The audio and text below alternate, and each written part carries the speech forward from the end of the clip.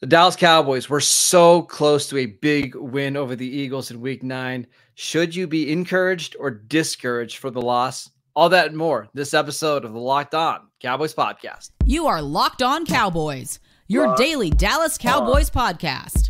Part of the Locked On Podcast Network, your team every day. Locked On Cowboys. Locked On Cowboys. Back to the Locked On Cowboys podcast, part of the Locked On Podcast Network, your team every day. We'd like to thank you for making us your first listen of the day. This episode is brought to you by LinkedIn. LinkedIn Jobs helps you find the qualified candidates that you want to talk to faster. Post your job for free at linkedin.com/LockedOnNFL. That is linkedin.com/LockedOnNFL to post your job for free. Terms and conditions apply. I am your host, Marcus Mosher. You can follow me on Twitter at Marcus_Mosher. Joining me today, as always, is Landon McCool. You can check him out on Twitter at McCoolBCB. Landon, this is going to be a tough one. The Cowboys lose to the Eagles in Philadelphia 28-23 in a game that they very easily could have won. The Cowboys had a chance to go take the number 1 seed in the NFC. Instead, they are at 5-3 after 8 games. What are just your big takeaways from this loss? I think the biggest thing for me is that, as much the terrible part about losing this game is what you could have won, like what was within reach, right? I think, there have been games, that regular season games, where the Cowboys have lost that have been more detrimental to their chances. I mean, this is still a team that is, close to 90%, if not above 90%, to make the playoffs. Right? 95.2% according to FanDuel right now. So, I mean, the season's clearly not over. I think this is a similar situation in the sense that, to San Francisco, where this was a measuring stick game, and, regular season and making the playoffs is not a bar that we're necessarily interested in. That's a standard, right? And so we're looking for the next step, right? We're looking for the win on the road against a contender. Like that's what was at stake here. And on top of that, obviously, the chance to be the number 1 seed and get home field advantage and all that stuff. It didn't happen, and the Cowboys came up short. We're going to talk about all the reasons why. But as far as how I feel about the team after a loss, or how I feel about the team's chances necessarily after a loss like this, I think that the Cowboys played really good football on Sunday. I'm certainly proud of the way that they went in there and played against the Eagles. There were obviously some things that didn't work out. There were some mismatches that were exploited on both sides of the ball. And there was, a heavy-handed referee crew that obviously did some things as well. But I think from the 10,000-foot view of what I took away from the game is it's terrible way to lose like that at the end, just coming up just short. But I think that this represents a step forward from where they were in San Francisco. I do think that this team can get better, but they've got some work to do, because I think that we now can identify the couple of really problematic areas that need to be fixed. Yeah, and I come away thinking the opposite. Like we're going to talk about Dak in a little bit, but you got a great Dak game. CeeDee Lamb had a career day, 191 yards. Tyron Smith had maybe the best game that we've seen from him in the last half decade. Micah Parsons had a big day. And it wasn't enough to get a win. Like, you had so many guys have absolutely fantastic performances, and you still came up a little short. That's not to say that the Cowboys are chokers or whatever the national media wants to say. It's just that the team that you're going against here, Philly, is incredibly talented. And, man, you can have such a good day and still come up a little bit short. Yeah, I mean, that's football, I mean, football they got an oblong ball, and the ball bounces the other team's way sometimes. And for the Eagles, the ball bounced their way almost every single time. And the Cowboys still only lost by 5 points on the road to the Eagles. So, yeah, so you're more encouraged coming out of this loss than probably I am. To me, I guess the reason why I feel discouraged is because of what this loss means for the Cowboys long-term, right? Like I agree with you. The Cowboys played really well. And I think there's no way you can come out of that game thinking that Philly and Dallas are tiers apart from each other, right? I think that's kind of your point, correct? Yeah. And that this is, I mean, look, I recognize the importance of what this game meant. Like, there's absolutely no way around that. We shouldn't downplay that, but we should also not downplay that we're halfway through the season. Anything can happen. Jalen Hurts could blow out his knee, but anything can happen. The Cowboys could lose half their starters. I mean, positive or negative, anything can happen. And I guess the point is that for me, I needed to see that this team could compete, or at least be in the mix more than what we saw versus San Francisco. I think we saw that.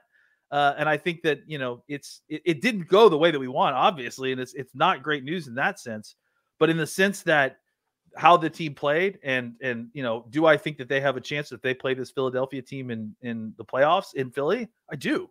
And so I think that sense it's positive. It's look, it's complicated emotions when the Cowboys lose to the Eagles. I think there's tons to be upset about, but I also think that, this is a point I was trying to make before we played this game. This is a game where there was more for the Cowboys to win than there was for them to lose, I think.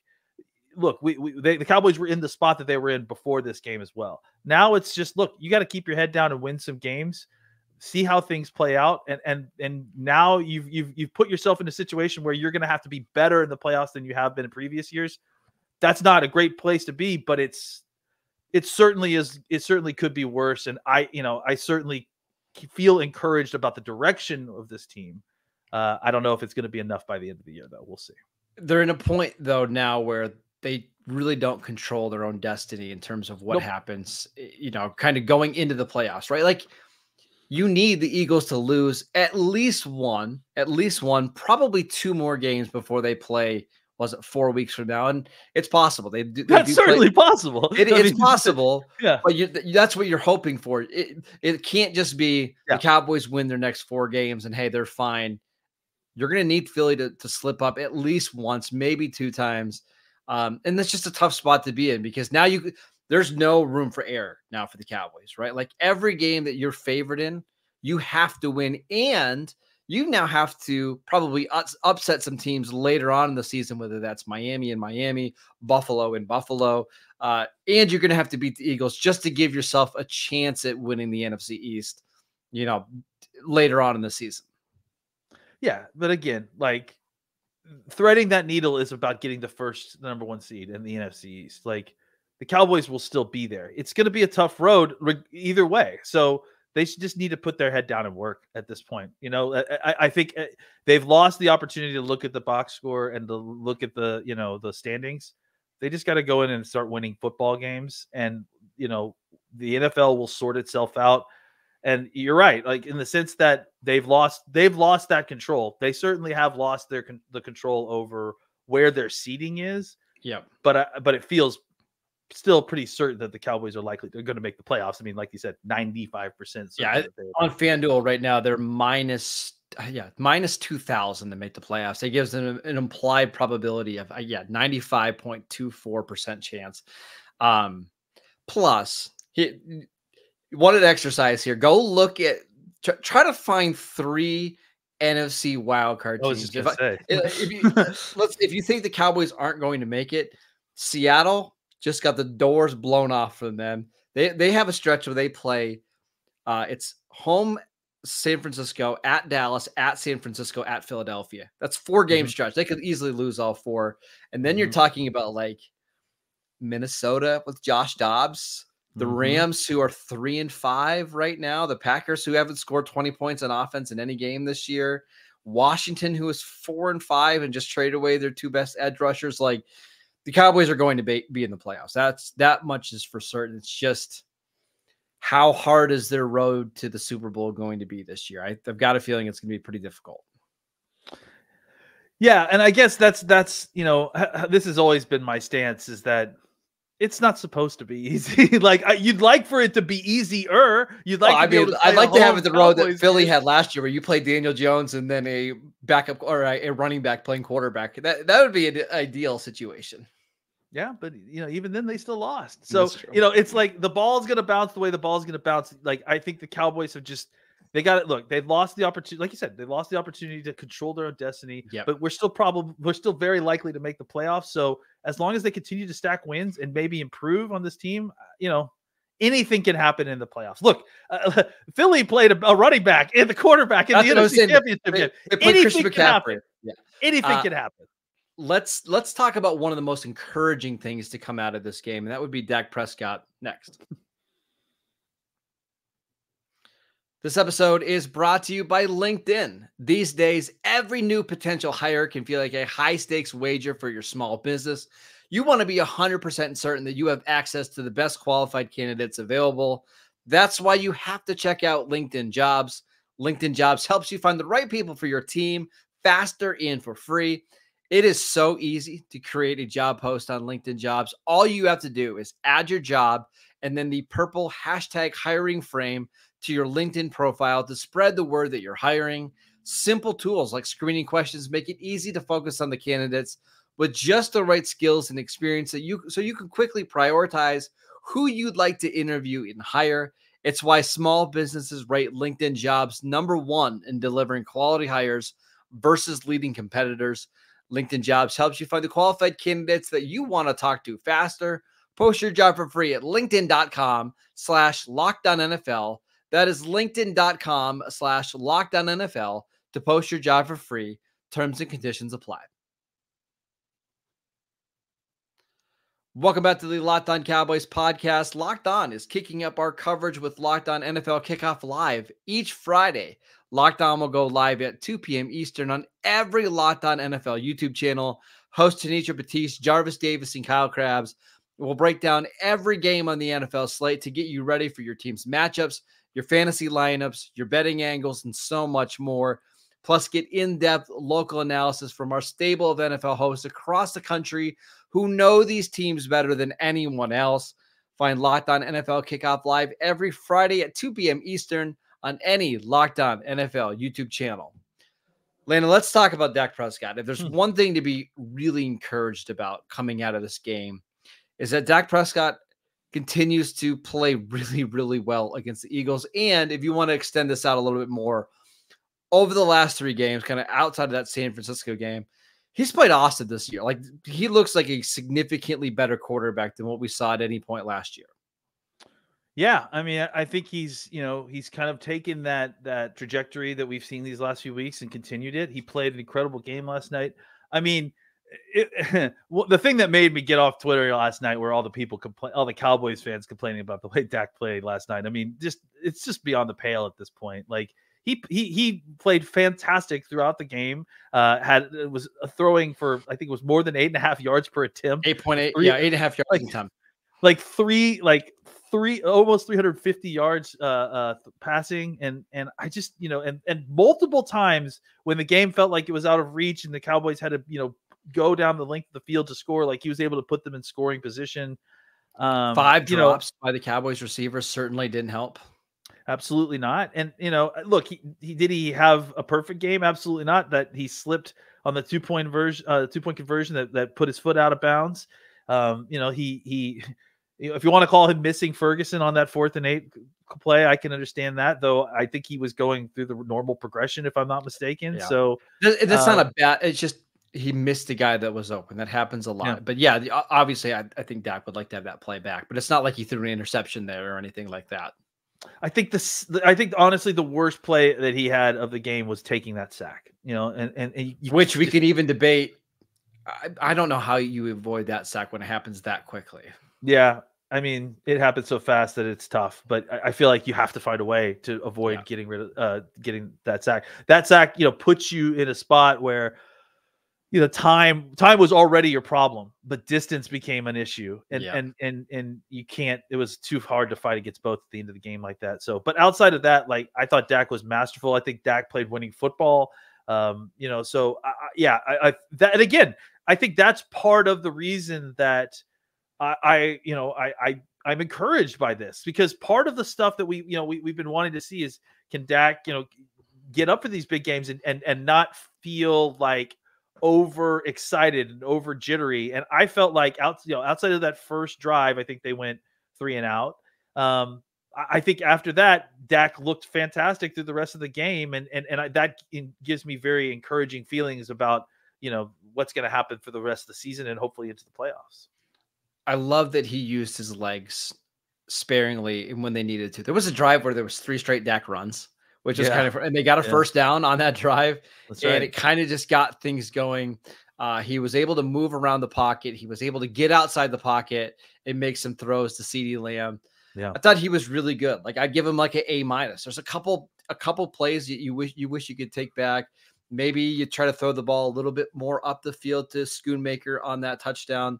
But you're really picking nits there. When you're talking about like ball placement to make sure that he gets into the end zone, like Dak played really, really well. And that is to me the most encouraging thing is you feel like if the Cowboys get the opportunity to play in Philadelphia, Dak is not afraid of this defense. In fact, he torches this defense whenever he plays it. The last 2 games, he's got like 850 yards and 7 touchdowns against the Eagles. And it's pretty clear that he feels comfortable throwing the ball against the secondary.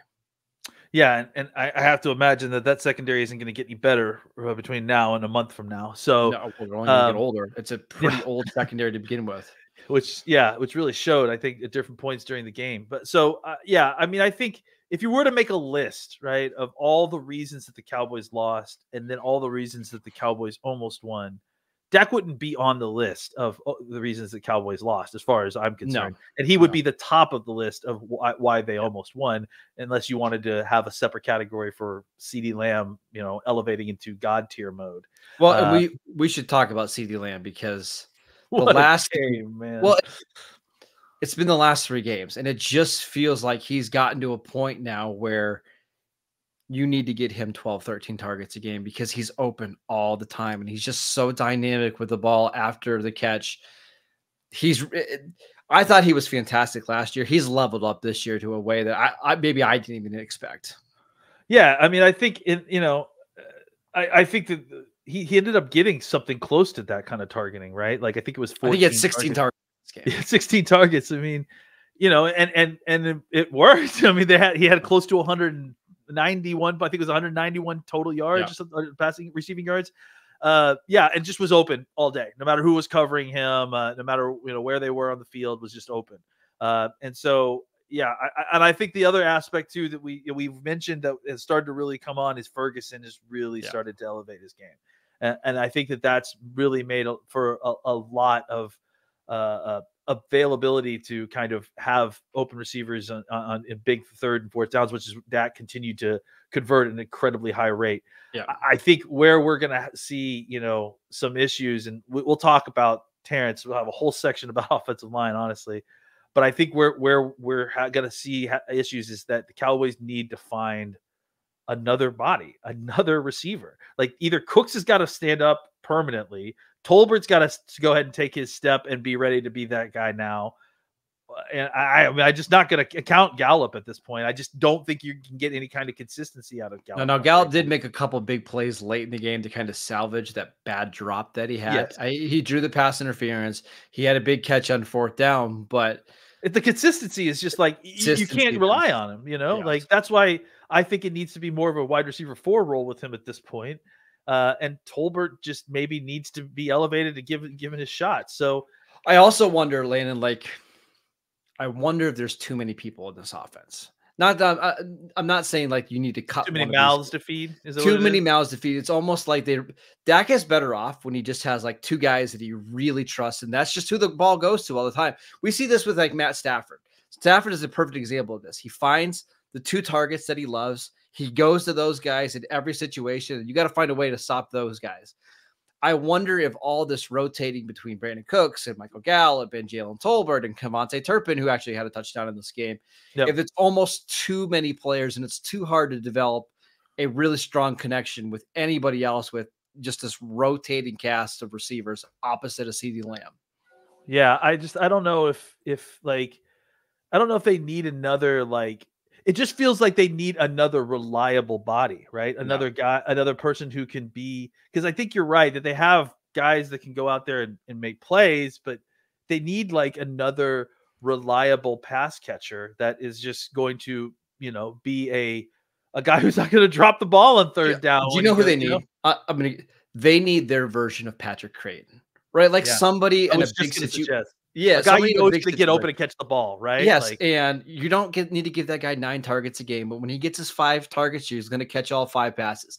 For the Bengals, this is Tyler Boyd, right? Like, Yeah. hey, we know Tyler Boyd's not a featured part of our offense, but when we need him, he's going to step up and make a play, and that's just what they haven't found opposite of CeeDee Lamb this year. Landon, we got to talk about the offensive line because, man, there was some really, really bright spots on Sunday.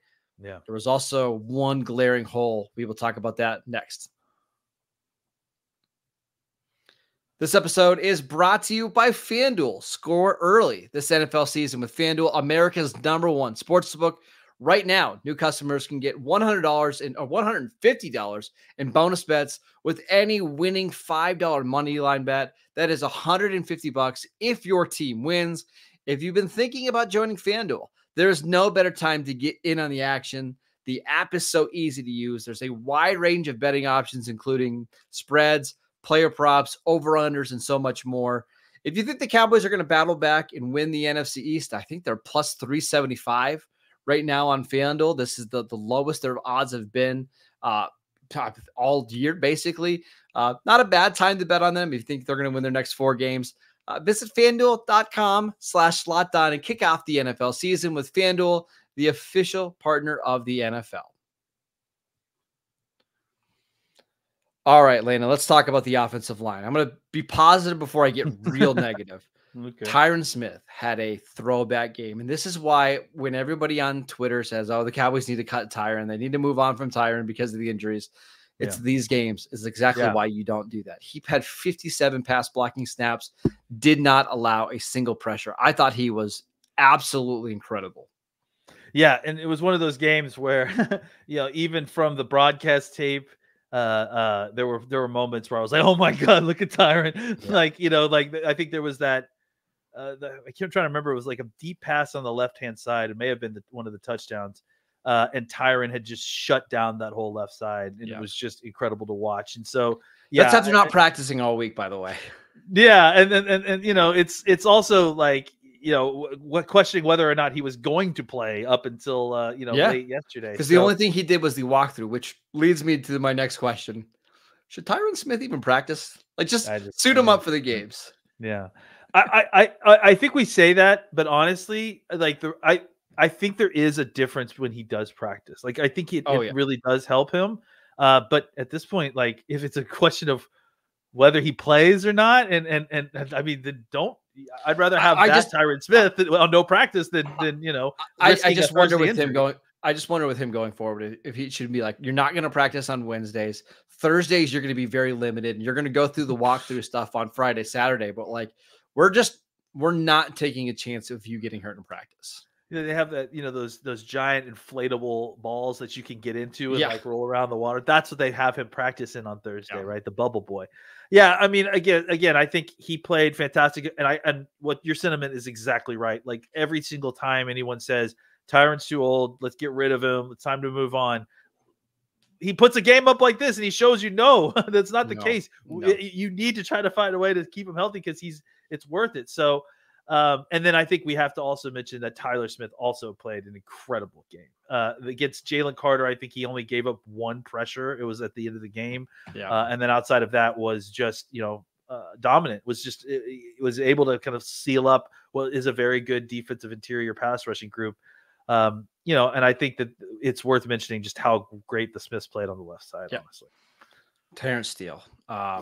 This was brutal. I mean, you knew it was going to take some time for Terence Steele to come back from the major knee injury, but you were hoping by the time he got to midseason that he would start to work, into shape and stuff. But yesterday was one of the worst tackle performances I've seen from a Cowboy since Chaz Green in 2017. According to PFF, 12 pressures, 7 hurries, 4 sacks, pass blocking grade of 15 on the year. He is the second lowest graded tackle, only behind Evan Neal of the Giants. Like, he's been a massive liability for Dallas in the first half of the season. Yeah, I mean, to be fair to Terrence, like, Green was playing a very average Atlanta pass rush. This Yes. was a very good pass rush. It was, but you can't. But give up absolutely no. I mean, look, that's a problem. I mean, it's not even just a problem. It's like something they got to fix. Like they can't continue to have him playing like this. And look, he just signed a big deal. I do believe in Terence Steele in the long-term future of this. What I think is going on right now is that he's just not 100%, and he's overcompensating and not with bad technique. And I think it's snowballing for him in a way that it just is. And I think they have to consider thinking about moving him off the line of scrimmage for a while, and on the bench for a little while. I just give him a couple weeks to get his body right and settle down. I mean, it's still the point where here's the issue. He was getting beat so quickly inside yesterday that it was disrupting the whole offense, and Dak was having to scramble out. And it's not a totally new thing for Terence Steele. He's never been elite as a pass protector, but what he has been elite as a run blocker. And it's kind of been a trade-off that the Cowboys have been worth. They were okay with it because he was such a devastating run blocker. Now he's not opening up the holes in the run game either, and now he's just becoming a problem for you. Yeah, I mean, that's the thing, is that you nailed it. Is that he's used to being an okay average, passable pass blocker. Yeah. And now that the run game aspect has just fallen so far off, it's made it even worse, right? Like his pass protection is worse than it's ever been, obviously. Like that's that much is clear. But then on top of that, like he's also run blocking worse than he ever has been before. So that's why I think it's not like it's not a situation where he's like having a bad season or not playing with technique. Like he's not right. He's clearly just not right, So I think the Cowboys have got to figure out, like, is this something that actually is going to correct itself? Would moving him off the starting lineup for a little while help him kind of gather himself or get his body at least caught up so that he can kind of get back in his technique? I don't know. I mean, I definitely would. I think that's going to be something that I'm definitely going to take some time and like really deep dive into, with this tape, is just kind of figure out where the issue is. Is the issue hand placement? Is it that he's not athletic enough because of his knee, or is it because a combination of these things? Like it's frustrating. The hard part is, let's say the Cowboys reach the conclusion that, okay, we need to sit him down for 3 weeks just to get him healthy. And then let's kind of reevaluate when we get, after Thanksgiving or whatever. I'm just making this up. Do you play Chuma Udoga over there at right tackle? I think Udoga's having a nice season, but I'm not sure if it's that much of an upgrade, if you're not just better off keeping Terence Steele and letting him figure things out. Plus, you kind of need Udoga to be your backup swing tackle, or to be your swing tackle because of Tyron's injury history.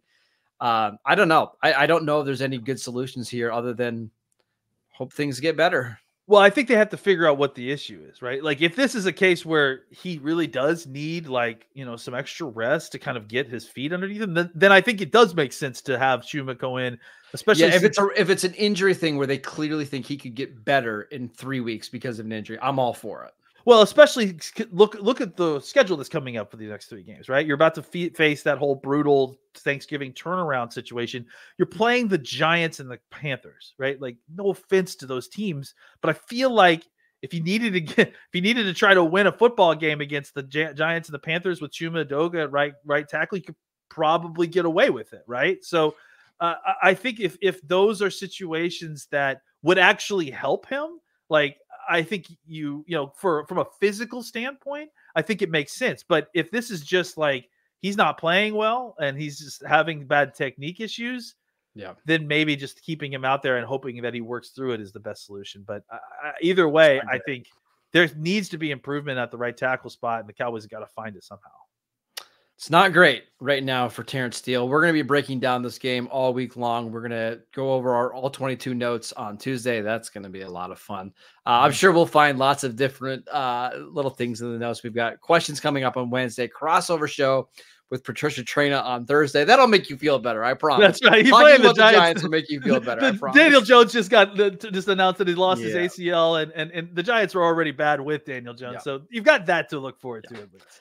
Go check out the podcast wherever you get your podcasts. We are free and available on all platforms. Go check out the show on YouTube.